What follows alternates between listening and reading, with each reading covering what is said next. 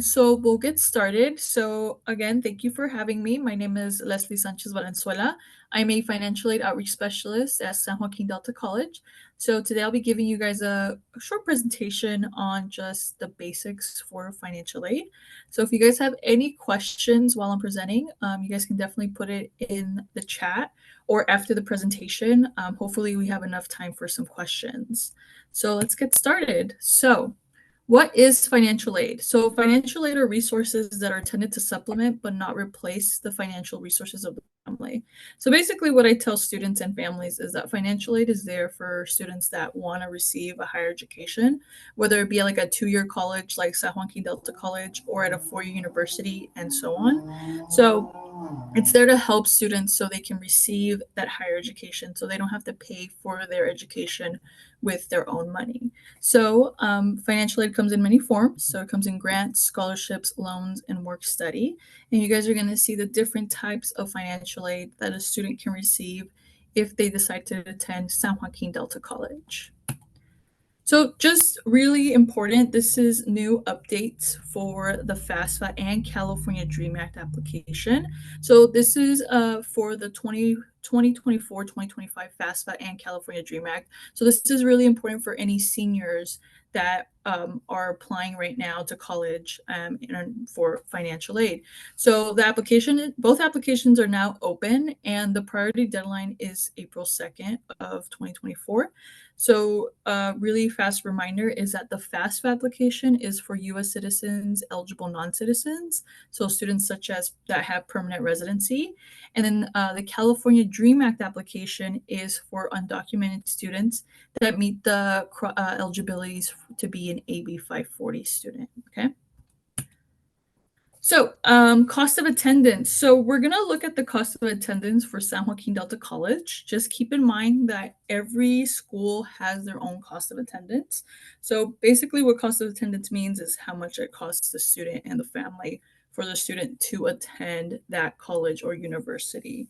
So here at San Joaquin Delta College, if the student is living with their parent, their cost of attendance for the academic year will be about $15,769. And then if the student decides to live off campus, so whether that be they're not living with their parents, they're living on their own or with roommates, then their total cost of attendance will be about $24,427. So this seems like a lot, right, for the academic year. But the good thing is that there is financial aid, so students can apply for the FAFSA or the California DREAM Act so they can receive that financial aid so it can cover this cost. So we're going to look at the type of financial aid that students can receive. So first step is to apply for the FAFSA application. Again, the FAFSA application is for students that are U.S. citizens and eligible non-citizens. So if a student is deciding to attend San Joaquin Delta College and they apply for FAFSA, they can be eligible for federal financial aid, and they can be eligible for the Pell Grant for up to $7,395, the FSCOG grant for up to $1,500, work study for up to $5,000, and then direct loans for up to $10,500. So really important to note is that whenever students and families see the word grant, so like the Pell Grant or Cal Grant or the FSCOG grant, these types of help is really important for students to know that grants, you don't have to pay it back. As long as the student is, keeping up with their classes and not dropping their classes, then if they're receiving a grant, they don't have to pay that money back. Work study works the same. The only difference is that instead of the student receiving that money every semester, the student will have to get a job on campus, and then from there, they'll get paid out. So it's typically just a job. But it's a really good opportunity for students to get some work experience while they're taking classes or trying to get their degree. And then direct student loans, we have it in red because we always tell students to see that as like a last resort, especially like at a 2-year college like Delta, because loans, you do have to pay it back if you receive it. So typically students will have to pay back their student loans once they receive their degree, whether it be at a 2-year college or a 4-year university. So we always tell students to look at loans as like a last resort. Okay, and students can also receive financial aid from the state of California. So if students do their FAFSA or California Dream Act application, they can receive financial aid from the state of California. So students can receive Cal Grant B for up to 1,648 or 6,000 if they have dependents, or Cal Grant C for up to 1,094 or $4,000 if they have dependents. So typically dependents, that means like if they have children. So it probably wouldn't relate to you guys since you guys are still, high school students. And then students can also be eligible for the Student Success Completion Grant. So students can receive up to $8,000. Chafee Grant. So this is for students that are part of the foster care system. So students can receive up to $5,000.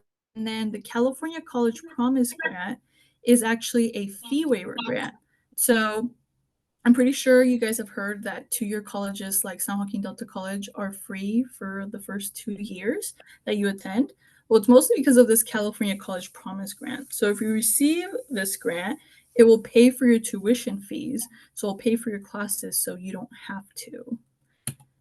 And on top of that California College Promise Grant, we also have the AB 19 grant that is also a fee waiver grant. So the difference between the two is that the California College Promise Grant is based on income. So it's based on you filling out your application, and then from there, we'll get that income part from the application and see if you're eligible for the California College Promise Grant. But for students that may not be eligible for the California College Promise Grant, we do have the AB 19 grant, and this one's based solely on academics. So if students meet these requirements, they can receive the AB 19 grant for their first 2 years at San Joaquin Delta College. So the student has to be in their first 2 years of college. The student must be enrolled in 12 or more units per semester, so that's fall and spring. And students must complete a FAFSA or California Dream Act application for each academic school year. And students must not be receiving any other fee waivers like the California College Promise Grant. And students must also be a California resident or AB 540 student. So if the student meets those criteria, then they can receive the AB 19 grant. So we always tell students that you can be eligible for one or the other. Ooh, went too fast. So here we're going to look at a chart that basically illustrates how much financial aid a student can receive for the academic year, depending on how many units they're taking per semester. So if we look at the chart here, we have 4 classes per semester, which is about 12 units. So to be considered a full-time student, you have to take 12 units or more. The student is taking 12 units, they're considered full-time. And they can receive the Pell Grant, Cal Grant, Student Success Completion Grant, and the Fee Waiver Grant. So in total, the student will be receiving about $11,691 in financial aid. So that right there can cover most of their costs for the academic year. So we always tell students that if you want to be eligible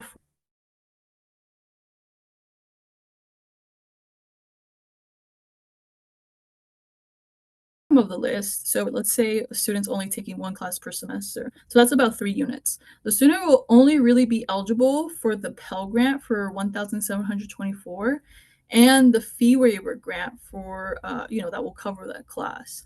So for the whole academic year, the student will only receive that amount for the Pell Grant. So the less classes you take, the less financial aid the student will receive. Also, really important is that this list is a partial list of how much financial aid a student can receive. There are other programs such as student loans, work study, and also scholarships where students can receive extra financial aid. So Cal Grant. So this is really important for students that are deciding to go to a four-year university or want to go to a two-year college and then transfer to a four-year university, because the Cal Grant is a really helpful grant that is given to students that are California residents or going to universities here in California. It's really helpful for students that are going to the four-year universities. So here's kind of a chart that lists out where and what institution a student can receive what type of Cal Grant. So if we look here, Cal Grant A is only for the four-year universities. So if a student goes to Cal State, they can receive up to 5,742, or at a UC, they can receive up to 12,570. And then Cal Grant B and C, So for Cal Grant B, students can receive it at a four-year university and at a two-year college. And then Cal Grant C is typically only for two-year colleges or for students that are going to a career or technical program. Um, Also, really important with Cal Grant, and this is mostly for students that want to go to a two-year college and then transfer to a four-year university. Um, Students do have the option of putting a hold on their Cal Grant while they're at a two-year college like San Joaquin Delta College, because as you can see, students can be more eligible for more a bigger amount per se once they go to a four-year university, and that's mainly because the four-year universities are far more expensive than a two-year college. So we always tell students that if you want to save your Cal Grant for when you transfer to a four-year university, you can put a hold on it. So once you transfer, you can get this amount, and that helps with tuitions and costs at that four-year university. Just something to be mindful of. Okay, so the FSCID. So this is for students that are applying for the FAFSA application. So the first thing that a student and their parent will have to do is create their FSCID. This is super, super important because a lot of students will create their own FSCID, but then forget that their parent will have to create one. So it's really, really important that the student and makes their own. So the FSCID will be used every year to log into your FAFSA and also to electronically sign your FAFSA. So it's really important that you guys keep that in mind. And then for the new 2024-2025 FAFSA application, parents that don't have a social security number can create an FSA and access that FAFSA form to help their student, complete the application. So also really important is that the California DREAM Act application does not require an FSA ID. So the FAFSA application, so this is what the website looks like. So it's studentaid.gov. So students will go to this website, and then from there, if they haven't made their FSA ID, they can create their FSA ID, and then from there start the 2024-2025 FAFSA application. And then this is what the California DREAM Act application looks like, or website. So the website is dream.csac.ca.gov. So any students that are undocumented and meet the AB 540 requirements can complete the California DREAM Act application. And both of these applications are open right now, okay? So a little more information on how to be eligible for the California DREAM Act application. So remember, this application is for students that are undocumented, but they have to meet the qualifications for AB 540. So the qualifications go as the following. So students have to attended a California high school for 3 or more years, graduated from a California high school or equivalent, be enrolled in a accredited California college or university, have 3 or more years of full-time high school coursework and a combination of elementary, middle, or high school in California for a combination of 3 or more years. And in the case of students that don't have lawful immigration status, they just have to fill out the affidavit with the institution stating that they have filled the application to legalize their status, or will file as soon as they are eligible. So if the student meets these requirements, they can apply for the California DREAM Act application.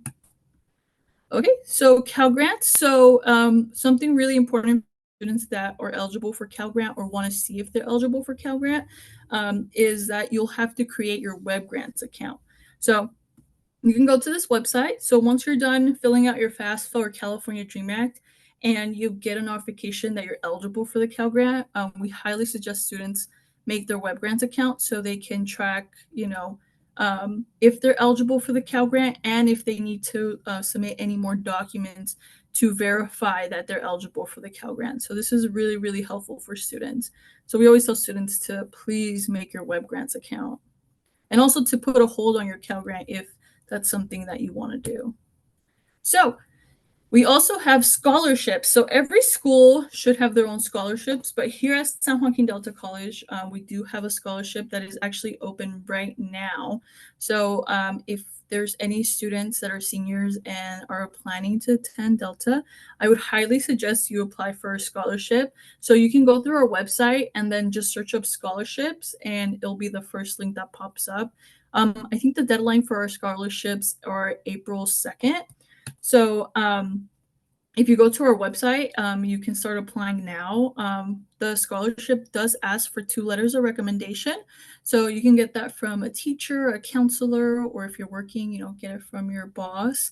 But yeah, and then I think most of the scholarships do require an essay. So, you write out your essay, submit it, have those 2 letters of recommendation, and boom, you are applying for scholarships. And that's just extra if you're eligible. That's just extra money in your pocket for your higher education.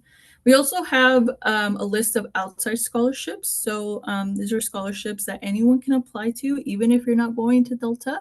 And all of the scholarships are from the surrounding areas. So Stockton, Mountain House, Manteca, just organizations that, want to give out scholarships to students that are trying to get a higher education. Okay, and then really quick is the financial aid process. So basically, what the process is in receiving financial aid at San Joaquin Delta College. So just keep in mind that every school has their own different process. But for here, obviously, the first thing that a student will have to do is apply for the FAFSA or the California Dream Act application. Then from there, Delta will receive the student's application. Once we receive your application, the student will receive an email saying, hey, congratulations, we received your FAFSA application. These are the next steps in receiving financial aid. So some students get chosen for verification. So that typically means that the student will have to upload documents to our office. So if that's the case, the student will have to log in through their My Delta portal or communicate with their financial aid specialist to see what other documents we need from them so we can process their financial aid. But if the student isn't chosen for verification and everything looks good on their file, then the student will receive an email saying, hey, you're eligible for this amount of financial aid. This is what you're receiving for the academic year, and these are the dates that we do disbursements. So also really important is that we use Bank Mobile to disperse students their financial aid. So every student will receive in their student emails from Bank Mobile to make their account. So once the student makes their account with Bank Mobile, they can choose how they want to get the disbursements, either through making a bank account with Bank Mobile or opening up a bank account with Bank Mobile, or doing direct deposit to an existing bank account. So the student can choose there how they want to receive their disbursements. That's really, really important in our disbursement process because a lot of students forget to make their accounts and then they're like, what happened to my money? And it's like, well, you haven't made your account. So for any students that are deciding to go to Delta, I would highly suggest you keep in mind about Bank Mobile. And also checking your student email. That's a really important, just like, as a college student, just keep checking your student email because I get so many students that just don't. And a lot of updates do go through your student email. And then here we're going to go over satisfactory academic progress, so SAP. So SAP is super important because we check the satisfactory academic progress to see if students can continue to be eligible for financial aid. So step one is you applying through the FAFSA or California Dream Act. And then from there, we'll check your academics to see if you're still eligible for financial aid. So to be meeting SAP requirements, students must be maintaining a 2.0 cumulative GPA. Students must complete units, so that's cumulatively or for the semester. And then students must not be exceeding maximum time frame, so pace. So the first one's pretty simple. So just have a 2.0 GPA or higher to be eligible for SAP. But then the second one and third one is where students get a little confused. So we have a couple of examples here. So for the second one, where students have to complete 67% of enrolled units. Let's say you're a new student and you're starting in the fall, so fall 2024, and you decide to take 2 classes, and each class is 3 units. So in total, you're taking 6 units for that fall semester. So to be meeting SAP requirements for that semester, you have to complete both classes. So you can't fail or withdraw those classes. But let's say you pass one class, but then you fail the other one. Because you failed the other class, you're only completing 50% of the units that you enrolled in. So right there, you're not meeting SAP requirements for that semester.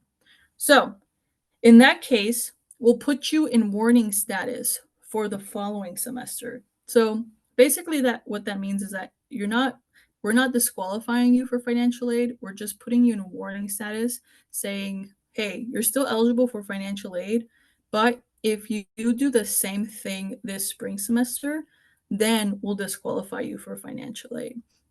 So we always tell students that it's really, really important that you check, how many units you're taking and that you're careful with, you know, withdrawing withdrawing or dropping your classes or not doing well academically in your classes. Because with time, if you keep doing that, it can affect you negatively in receiving or being eligible for financial aid. And then our third point, so you students must not be exceeding the maximum time frame, so pace. So students have up to 150% of units to complete their program. So we offer two types of programs here at San Joaquin Delta College. So we offer associate's degree and then certificates. So associate's degrees take about 60 units to complete, but because we give 150% of units, we give students up to 90 units to complete their associate's degrees. So if a student goes over the 90 unit threshold to complete their associate's degree, then they'll be automatically disqualified for financial aid. And then the same goes for a certificate. So certificates take about 20 units to complete, but because we give 150% of units, we give students up to 30 units to complete their certificate degree or their certificate program. So if they go over that 30 unit threshold for certificates, then they'll be automatically disqualified for financial aid.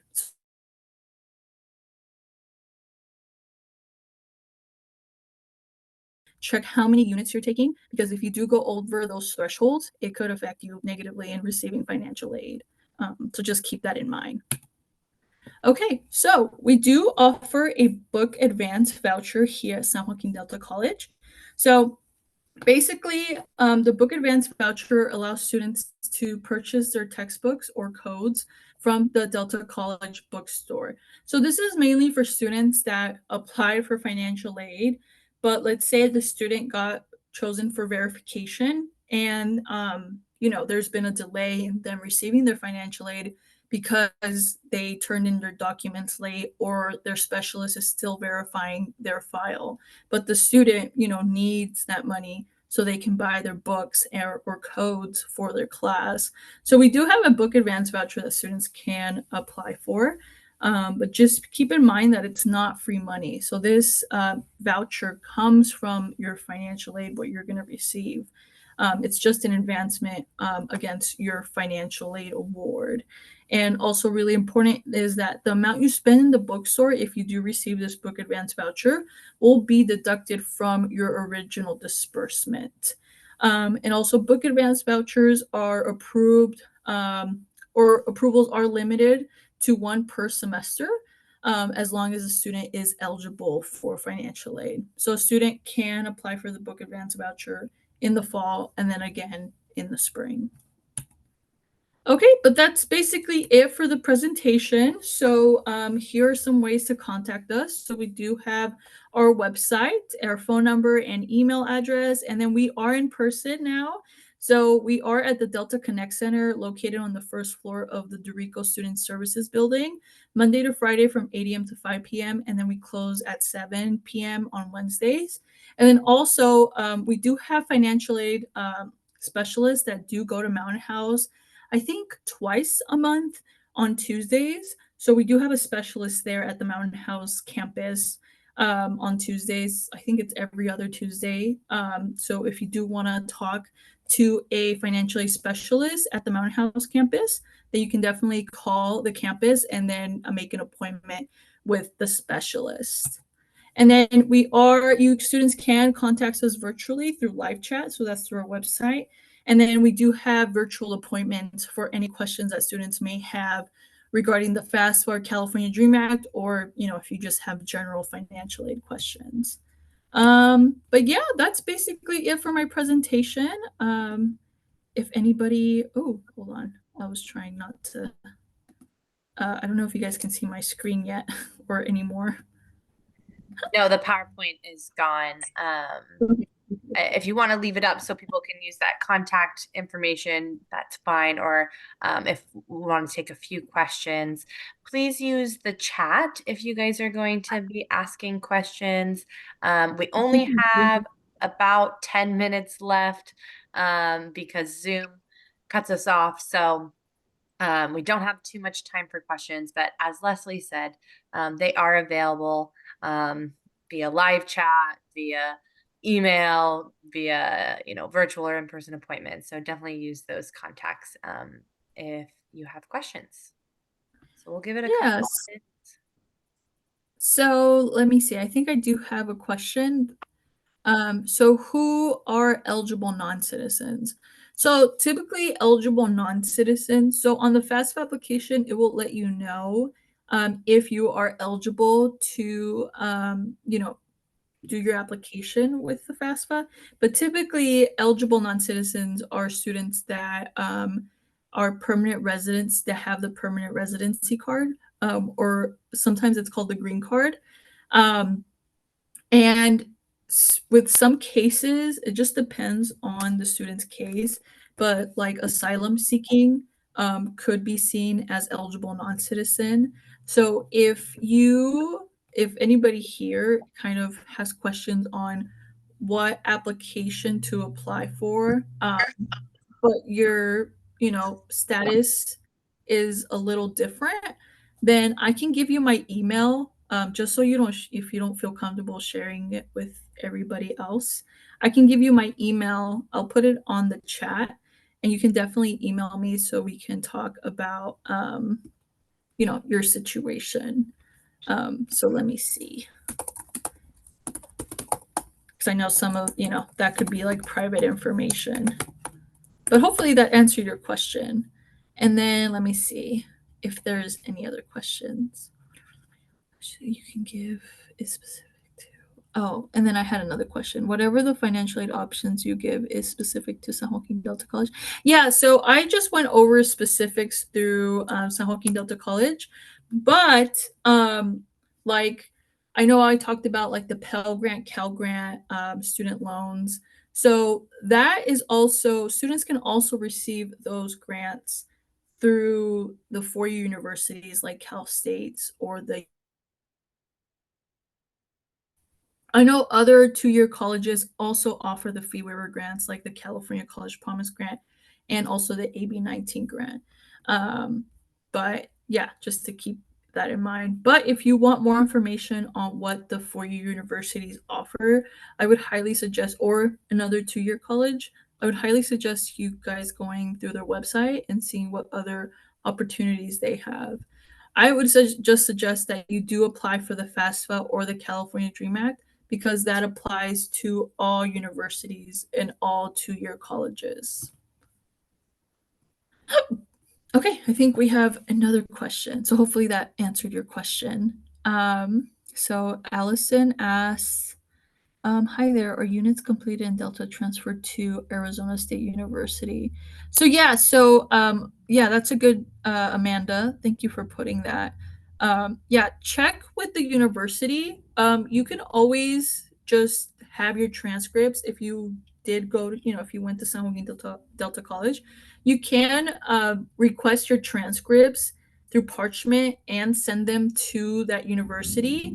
Uh, but it entirely depends on the university to see, they have to evaluate those transcripts and see if they're transferable, or, if they meet the requirements for that university. But I would highly suggest, going through that route or just talking to the university and seeing if, they would take your transcripts from San Joaquin Delta College.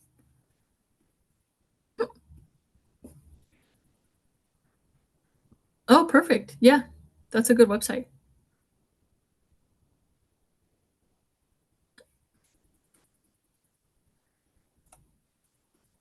And then any other questions?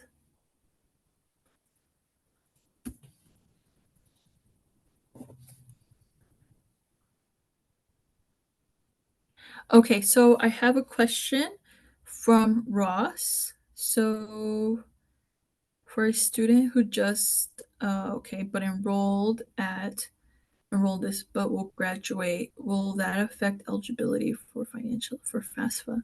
Okay, so Ross, I'm gonna answer you. Um, I'll answer the question. I'll answer. Ross, do you feel comfortable me answering this in public, or do you want me to give you an answer privately?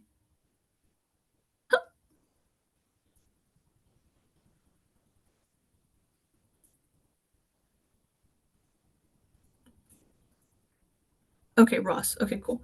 Okay, so Ross had a question about a student that just came to the US and they enrolled in Mountain House, and they enrolled this month. And they're asking that will that affect eligibility for FAFSA? So in the case of that student or any students that are in that same situation, it depends. So it depends on the student's resident or citizenship status or residency. Um, they will definitely not be eligible for the California Dream Act because for the California Dream Act, students have to. So remember, the application is for undocumented students, but they have to show that they have been in a California high school for 3 or more years, or have a combination of coursework from a California high school and also elementary and middle school. So I'm assuming that for the California Dream Act, they would probably won't be eligible if they just came to the U.S. this month and enrolled at Mountain House. But for FAFSA, they could be eligible. It just depends what their citizenship status is. So Ross, if you like, I put my email in the chat. So if you want to give me more context, then we can go from there.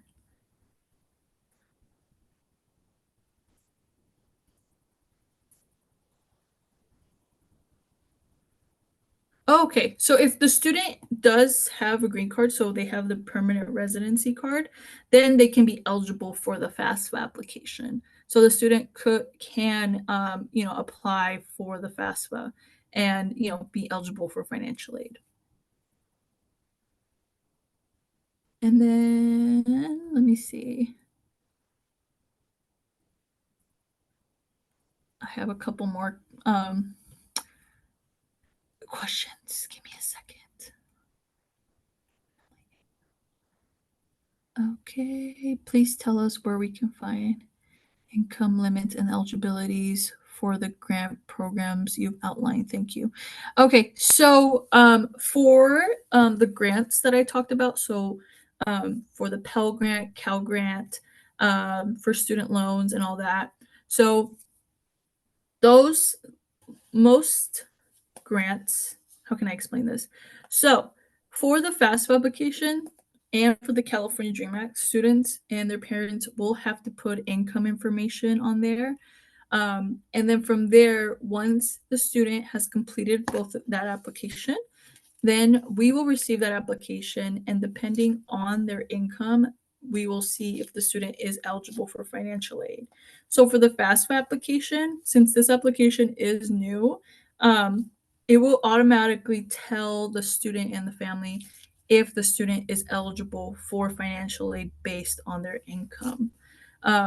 So I can't give you like a specific on what income will be eligible and what won't, because the outliners changed for this 24-25 FAFSA application. Um, but just as a rule of thumb, just from what I've seen, as processing financial aid, typically higher income families like students or families that make more than 401k typically aren't eligible for financial aid, but that also depends on whether they're going to a four-year university or a two-year college, because four-year universities do offer other